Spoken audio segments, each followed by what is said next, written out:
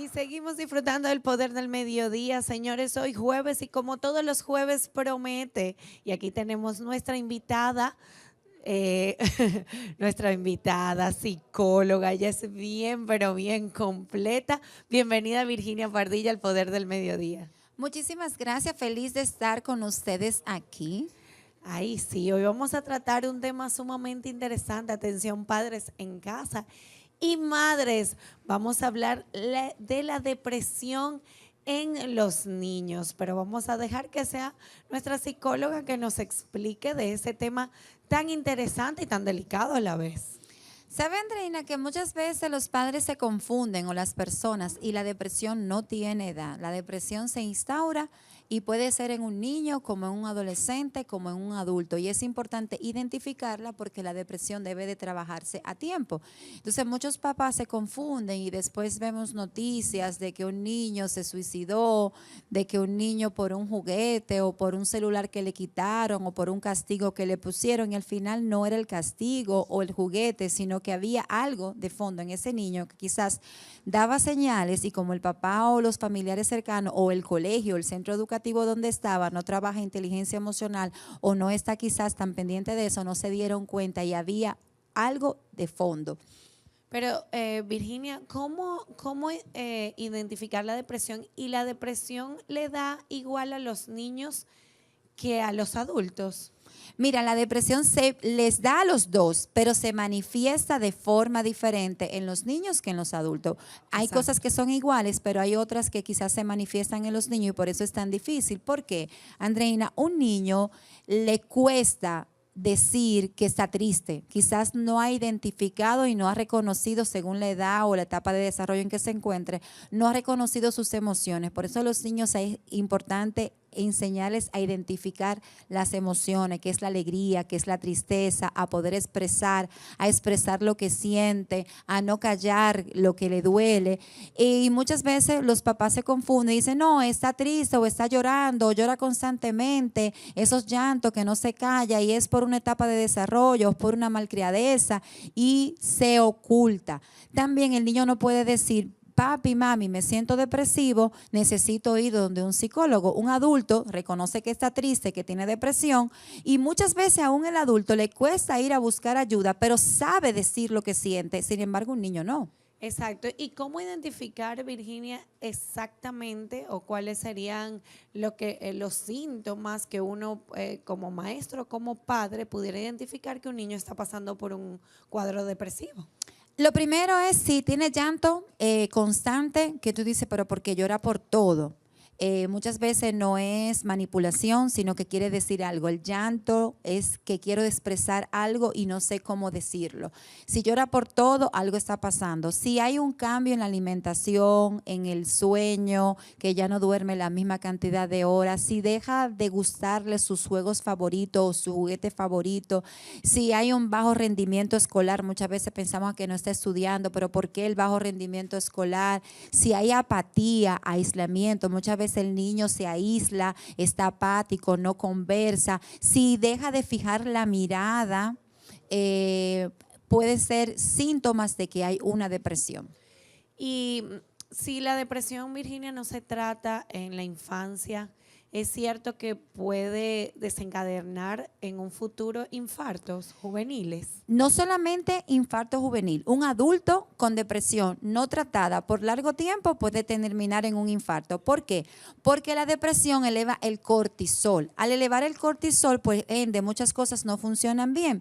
Entre ellas, deja de dormir, tiene más estrés y entonces puede desencadenar en un infarto. Por eso es que la depresión no se juega, no se relaja, porque o la persona se le instaura un pensamiento autolesivo, o sea, dañino para sí mismo, que puede terminar en un suicidio o puede tener consecuencias en su cuerpo como el infarto. Un infarto. Wow. ¿Cómo los padres deberían de manejar ese comportamiento? Por lo menos si saben que el niño o la niña tiene un estado de depresión, ¿cómo los padres deberían de enfrentar esa situación? Mira, lo primero es no pensar que se le va a quitar y ya, que es un pensamiento, sino que para eso están los profesionales de la conducta, de la salud, que puede ser el psicólogo primero o el psiquiatra infanto-juvenil o los dos de la mano, dependiendo del caso, pero casi siempre cuando hay una depresión debe de estar el psiquiatra infanto-juvenil conjuntamente trabajando con el psicólogo infantil. Dos, educarse sobre cómo el niño tratarlo. Y tres, ver el fondo, por qué la depresión. ¿Es una depresión endógena? ¿Es algo hormonal que está pasando en mi niño? ¿O hay una situación que aunque no sea real? ¿A qué me refiero no real? Puede ser que un jovencito, un niño, tenga una mala percepción de su cuerpo, de su personalidad, que lo lleve a no aceptarla. Y puede ser irreal, puede tener un cuerpo, una personalidad bellísima, pero eso debe de tratarse. Entonces el papá debe de identificar conjuntamente con el profesional qué le está llevando a estar triste, o es que de verdad hay problemas en la familia, porque muchas veces los papás pelean, hay pleito en el hogar, hay problemas y los niños están escuchando y están absorbiendo esto, y entonces puede venir y que se instaure una depresión. En ese mismo orden, Virginia, ¿pueden los niños heredar la depresión por padres depresivos? La depresión obviamente puede tener un matiz endógeno, o sea, que sea fisiológico por hormonas y por ende, obviamente, un padre que que sea depresivo porque sea endógeno, o sea, que es una depresión que ya no depende de mi circunstancia. Hay depresiones que es por problema o por la circunstancia del entorno, y otra que todo está perfectamente bien. Yo no tengo ningún tipo de problema, no tengo ninguna situación emocional y como quiera tengo esa tristeza instaurada y esos pensamientos y es hormonal. Entonces sí, claro que un niño lo puede heredar. Wow. Las personas, hace poco vimos, Virginia, que un muchacho joven de hace como 22 años se lanzó allí en el centro comercial reconocido. ¿Cree, Virginia, que eso de la depresión, del suicidio, viene también de la infancia, de que no se maneja de la infancia? O simplemente en esos casos puede ser de adulto que cayó, o ya viene desde la infancia.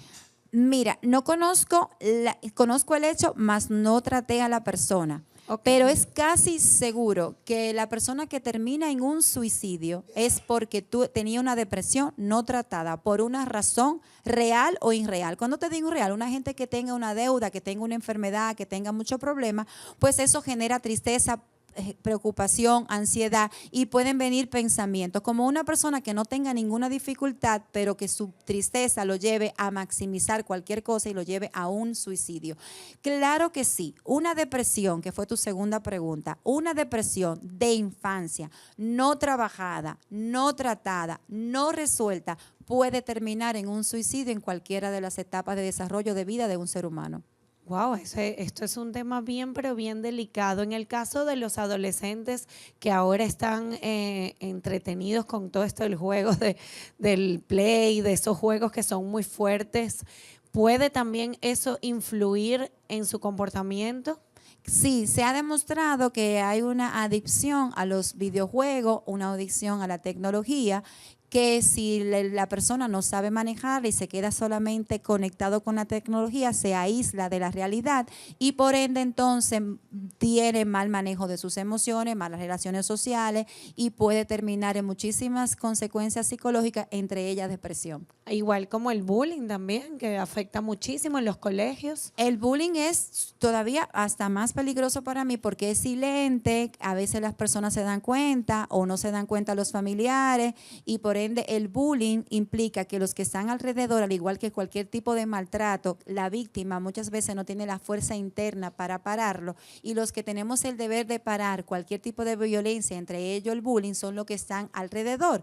Pero ¿qué sucede con el bullying? Que quienes están alrededor de ese niño son otros niños que quizás el centro educativo como los padres no le han enseñado cómo frenar el bullying que está recibiendo su amiguito porque no ha sido entrenado. Entonces a las escuelas debemos de estar observando los maestros que no hay bullying en nuestras aulas, pero también entrenar a nuestros alumnos de cómo frenar cualquier relajo que no sea correcto y que vaya a lacerar la autoestima de alguien. Para concluir, Virginia, Virginia, recomendaciones de los padres que para que puedan detectar a tiempo a sus niños, adolescentes, si tienen una depresión y también si es de ser así, ¿qué deben de hacer? Mira, lo primero es ser un padre presencial. Cuando yo soy un padre o una madre presencial, estoy pendiente de lo que está pasando en el entorno de mis hijos. Por ende, observo cualquier cambio de conducta que sea significativa, que me dé señal de que algo no anda bien. Entonces, observar su comportamiento y si veo que hay un cambio, una modificación, está llorando, está triste, se aísla, no quiere jugar, no quiere dormir, no está comiendo, entonces buscar ayuda donde los expertos. La psicología es una ciencia, la psiquiatría también. Entonces, vayan donde un experto que le pueda orientar o identificar qué le está pasando a su hijo. Claro, importantísimo buscar ayuda y si usted quiere buscar ayuda, aquí tenemos a Virginia. Virginia, las redes sociales. Como Pardilla con doble L y R, Pardilla Virginia, o en Psicoeducando con P, Psicoeducando, y ahí pueden encontrarme o me llaman, mi número todo el mundo lo tiene, 809-819-7748, 809-819-7748. Excelente psicóloga y también, señores, quiero que sepan que Pardilla les va a hablar mucho más de eso. Usted, si usted quiere una recomendación de mi parte y quiere llevar a su hijo, hija, a un colegio donde esté totalmente seguro y bien cuidado, vaya al colegio Tesauri, Virginia, ¿no es así? Sí, soy también directora del Colegio Tesauri. Tu niña tengo el placer de conocerla. Gracias. Es un centro educativo donde trabajamos no solamente conocimiento, matemática, física, habilidades cognitivas, sino que también trabajamos inteligencia emocional. Porque como psicóloga y educadora tengo más de 20 años hablando que en las escuelas no solamente debemos dar matemáticas naturales, sociales, sino que tenemos que trabajar en que los niños aprendan a reconocer sus emociones, darse a respetar, comunicación asertiva, comunicación efectiva, tener límites. ¿Para qué, Andreina? Para que mañana sean hombres y mujeres preparados, pero felices.